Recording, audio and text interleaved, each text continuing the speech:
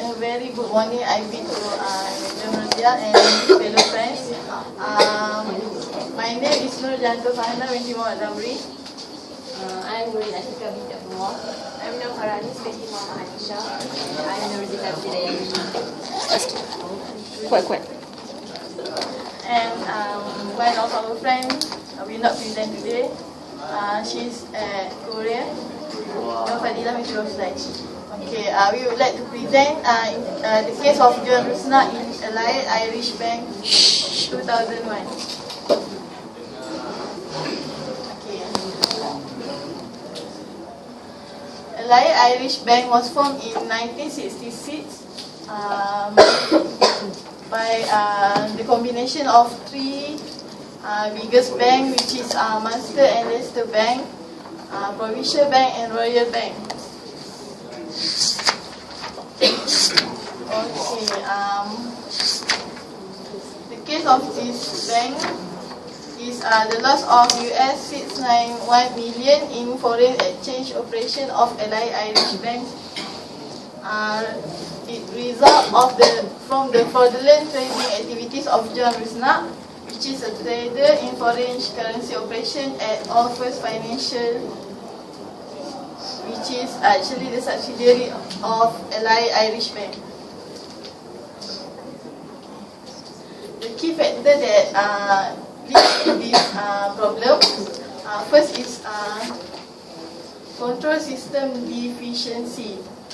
The absence of any net cash payment from Rusnak trading activity, difficulty in confirming trades, failure to obtain foreign exchange rate from an independent source, lack of experience and inadequate staff in the internal audit department. Okay, firstly,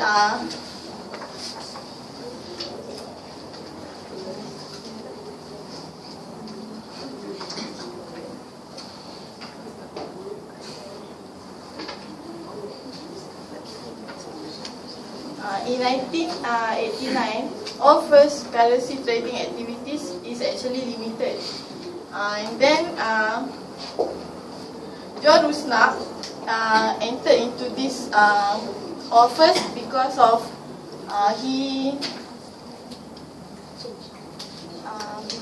one of the trader of this bank actually left the job from All First. Okay.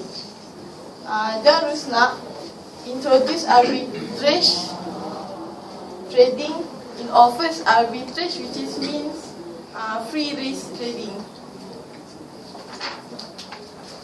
The concept of free risk trading, the strategy of this trading is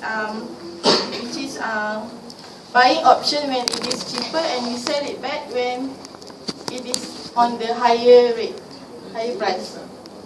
Okay. The absence of any net cash payment from Rusnak trading activities. After Rusnak entered into this company, he's actually persuade his manager that he can do this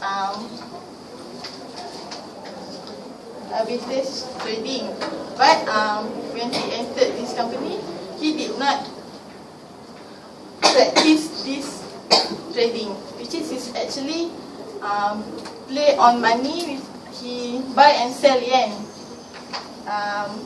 Everything is okay from 1993 until 1995, but he had losses in 1997, which is cost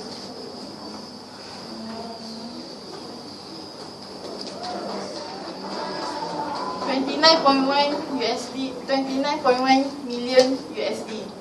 So, in order to cover these losses, Rusnak do make a bogus transaction, which is a false transaction, to hide the losses. Actually, bogus transaction are divided into two options, which is the first is put option and call option.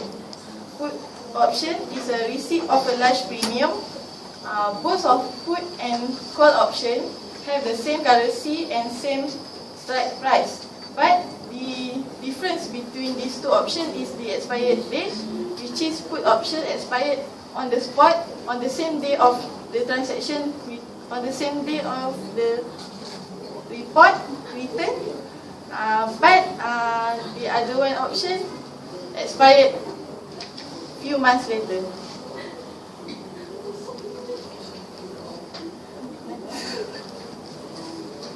Inadequate supervision. None of his supervisor undertook a careful examination of his trading position. Prime brokerage account prevent treasury risk, control from determination of market trades. The back office did not always confirm the end of the day settlement position and consider the confirmation process as merely formality. Okay. After the bogus happened, it is an on-the-spot transaction. So, Rusnak tried to Rusnak meet the treasury department and persuade them that they do not need to confirm the transaction, because the transaction is for him, the transaction is actually equal to zero after he sells the yen and then he buy back. So it did not affect the report of the bank.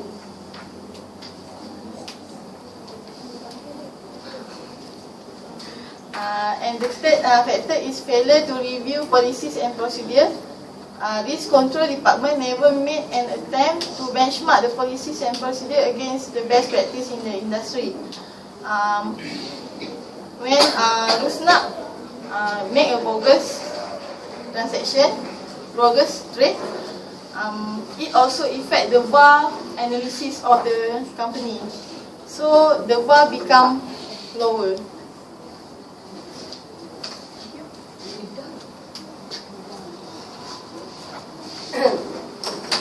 This is the type of risk in AIB, which is the market risk is foreign exchange rate.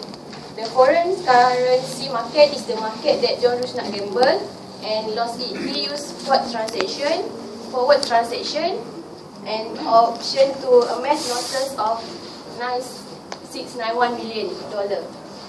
In his trading, John Rusnak did not achieve this goal. Rusnak executes simple directional trades on the spot and forward market. He mostly trade in yen and euro. He placed large sum of one-way bet that the yen would increase in the high value, but then the decision that he made is wrong. Second is the VAR, value at risk calculation, which is John Rusnak avoided detection by manipulating the bank value at risk calculation.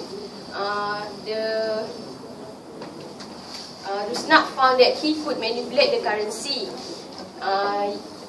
exchange rate used by the bank to cause calculation that made it look like he had not exceeded his stop loss limits. He was able to provide his own spreadsheet with the exchange rate value. Mr. Rusnak has convinced the computer operation department to download the exchange rate data from router on his PC.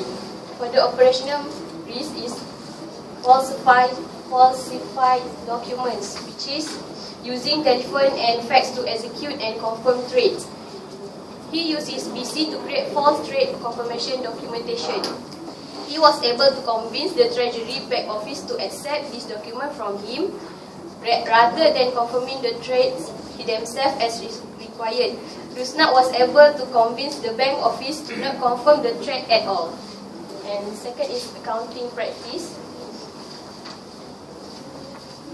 The lack of audit and inadequacy of audits, the failure to review profit and loss, the practice of not confirming trades, not independently confirming exchange rate, not checking VAR independently with independent data allowed Rusnak to get away with fraud. Many of these techniques that Rusnak used was in direct violation of the guidelines of foreign exchange trading. For the breakdown in the risk process, poor senior management decision in decision making in relationship to risk issue, lack of risk governance within the organisation, including absence of senior management involvement and accountability, unclear risk appetite and a lack of discipline in defining risk at a limited sources within the corporate finance attribute and strategy of a company.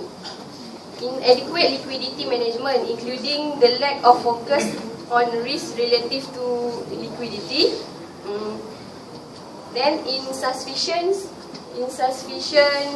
checks and balance around risk, profit and loss business process, avoidance of common sense solution in a favor of automatic risk management technique, loud risk infrastructure, including weak risk data processing and reporting mechanism. Next.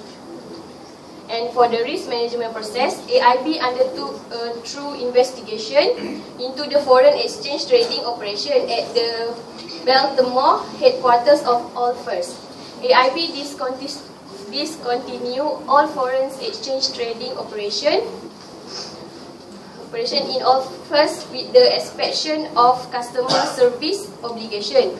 The company decided to centralize the management and control of all its treasury activities throughout the AIB group, bringing them under its subsidiary AIB Capital Markets based in Dublin, Ireland. AIB fired Rusnak and 6 other employees, which is the Executive Vice President and Treasurer, the Senior Vice President of Treasurer Funds Management, the Senior Vice President of Investment Operation, the Head of the Internal Audit and Operation Unit Clerk and Internal Audit Staff. AIB restarted Allfirst earning from 1997 to 2000 and the first 3 quarters of 2001. AIB appointed John G. Herman from 1997 to 2000 and the first 3 quarters. AIB appointed John G. Herman as a special advisor for the Board of Risk Management across the AIB group. Thank you.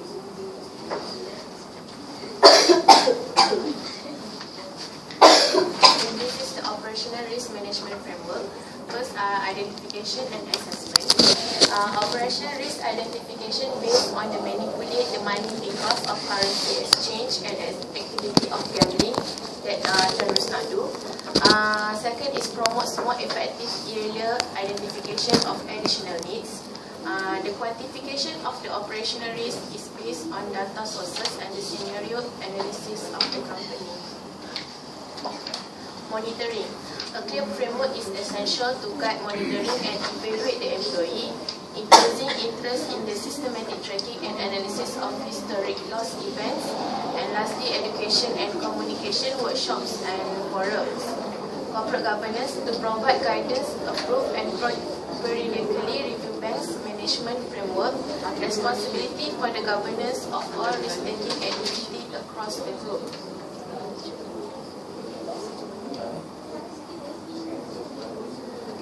Control and mitigation.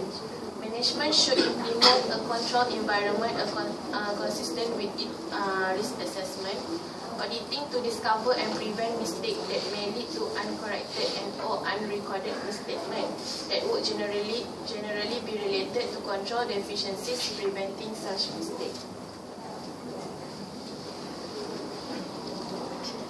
Next is IFI, operational risk and mitigating. First, develop and implement adequate system and controls to ensure compliance with Sharia rules and principles and applicable laws and regulations to avoid illegal activity. The second one is develop and implement appropriate manners so that she or he can be a role model to the others employees. Then develop and implement a properly established system. The first is a clear system and control to ensure compliance with Sharia rules. The second one is effective and efficient organizations which have well-defined structure and competent people. And the last is have a good system where to control any issues of manipulate the company money.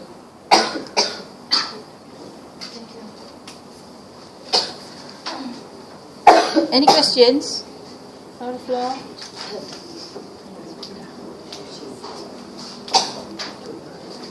I have questions.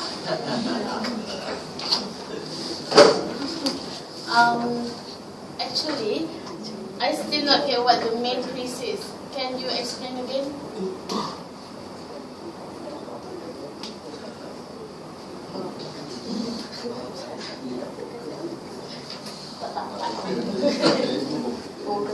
The main point. Okay, the main problem, crisis of this bank is actually they had lost 691.2 million USD because of the trade currency operation that John Rusnak made. Actually, we have a backup.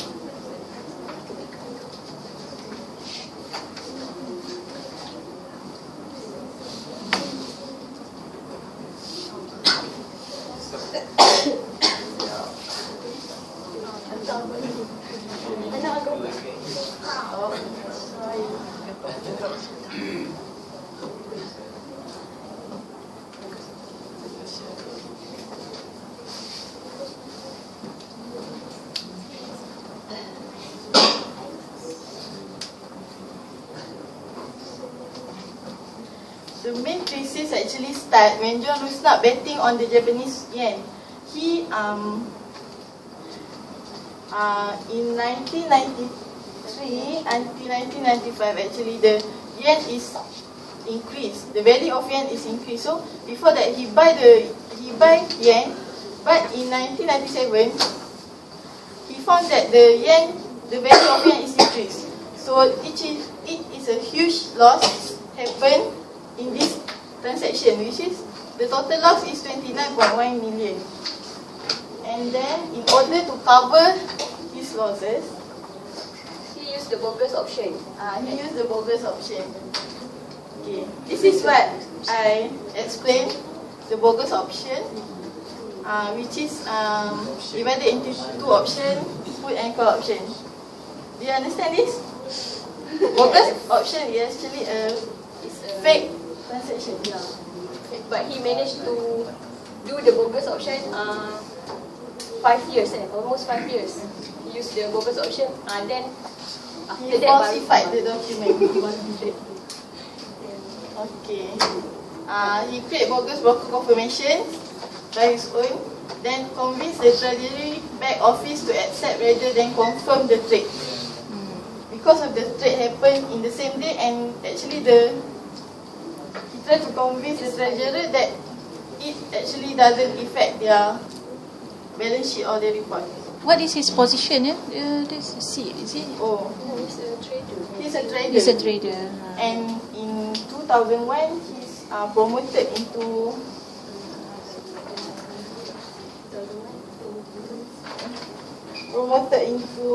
managing director of global trading section. Then he do the prime brokerage account in order to hide this bogus. He do the prime brokerage account because he needs to increase the size of trade to cover the loss that he made before. Prime brokerage account usually used by the high-profile trader. It is a daily spot transaction and allow him to use historical rate rollover.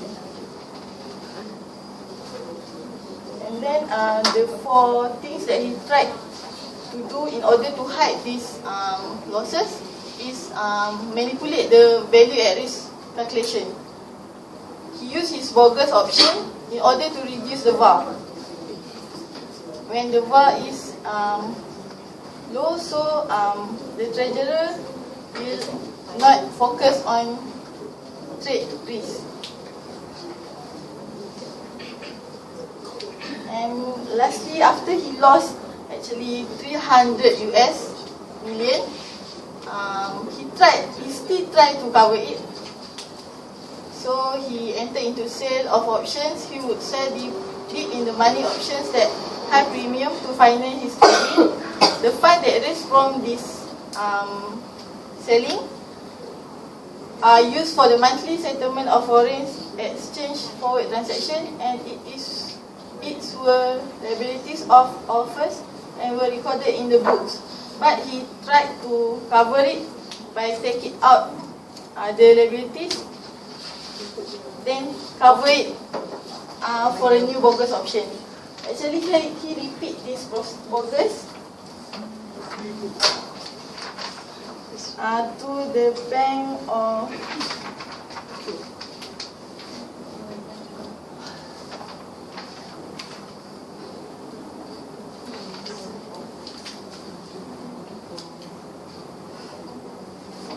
I don't remember.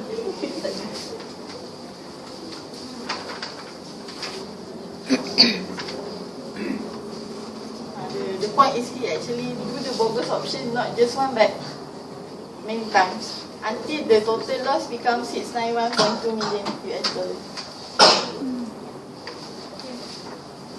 Actually, your first slide just now, I think you have understand about the risk management process.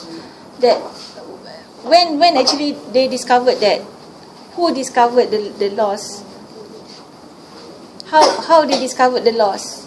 The total loss of 691. But because he is hiding, he's hiding that loss. But how does this company discovered the loss?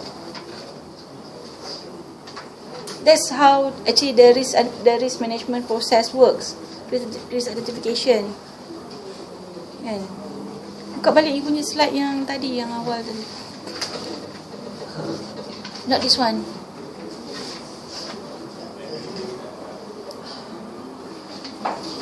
The AIB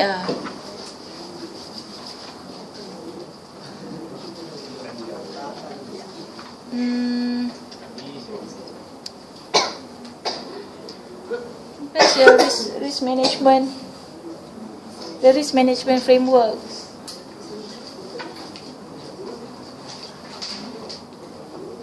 This is not okay. This is not the okay. This is the risk that you discovered. Where is your risk management framework? Because I think you have this one. You can combine 3 slides for one. This one, identification and assessment, operational risk identification. No, because now there is a loss of 600 million something, right? Okay, when they first discovered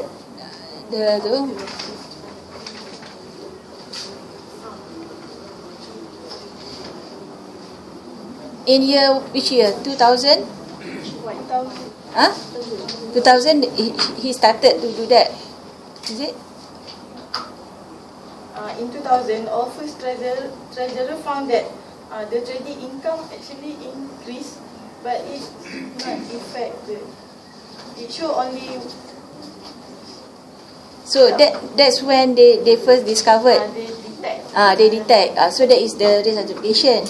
So in terms of assessment, so that's how they do it, because they discovered actually it is a profit. It was reported profit, but actually there is a loss. And it is not reflect in their maybe balance sheets or whatever. And their internal audit actually questioned why the 2 transactions did not be confirmed. Okay. So that is a risk certification. And then risk assessment, maybe they compare the reports with the actual I don't know, the actual what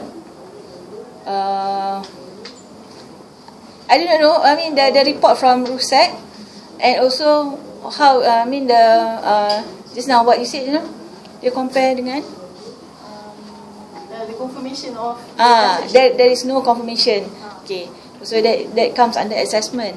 And then the risk treatment, apa dia buat? What did they do after that? Check again. So that's what they do. They do on the valuation. That's how they revaluate.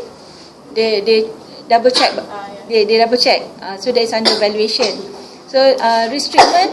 So they discover actually there's a loss. So they